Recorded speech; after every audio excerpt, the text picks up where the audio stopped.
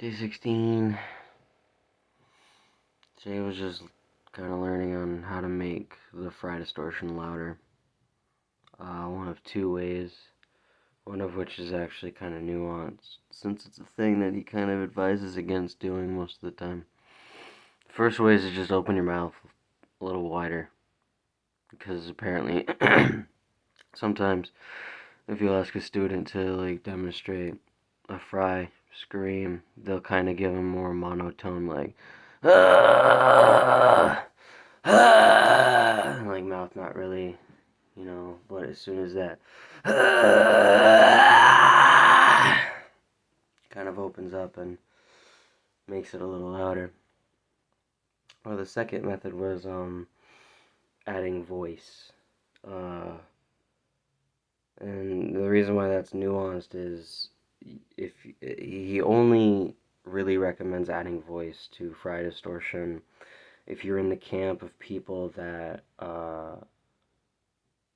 produce Fry Distortion at a lower than talking volume.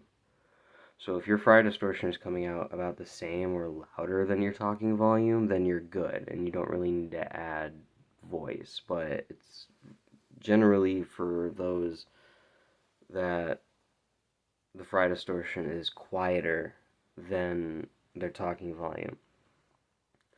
And the reason why it's nuanced is because you can't add a whole lot of voice to it, because if you do, it could potentially become not pitchless, and that's the whole point for screaming, is to not be able to detect pitch, because if you're using pitch or voice, you're kind of more so using your vocal cords than against the way you should be when you're screaming, I think.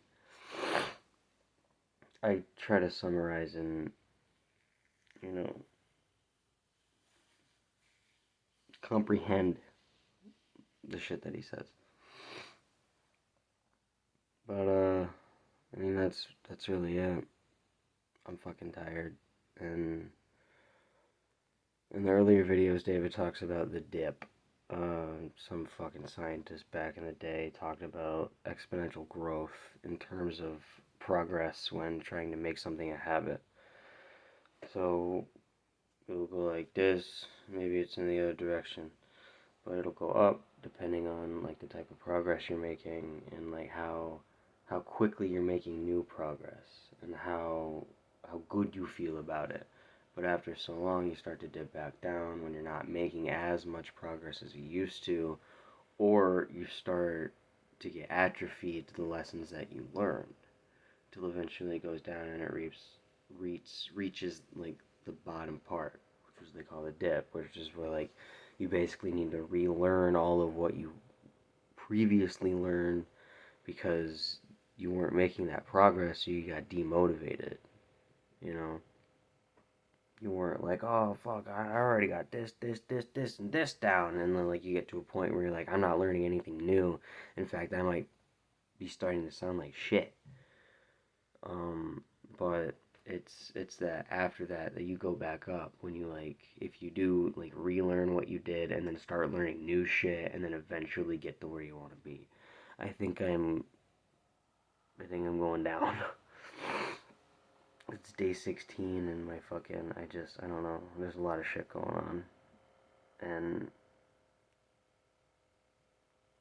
part of me feels like I could be focusing my time on better things, but I know there isn't much to be done about certain aspects, but this isn't about that. This is about learning how to scream, so what the fuck am I talking about my personal issues for?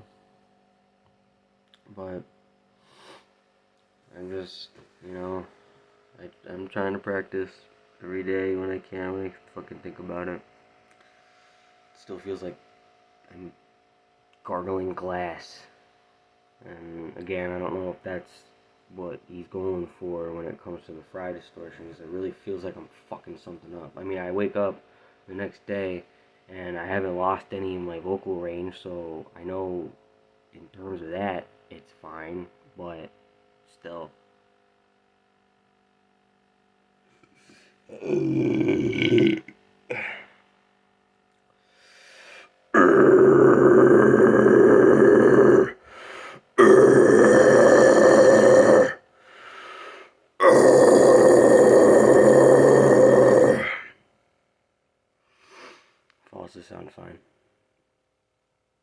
kind of have that down pat now. But I don't want to jinx myself quite yet. It's the fries. I'm super, I was very excited and elated when I was like, oh, we're getting to the fries, and then like doing it, and I'm like, it's a little tougher than I anticipated. Ha, ha,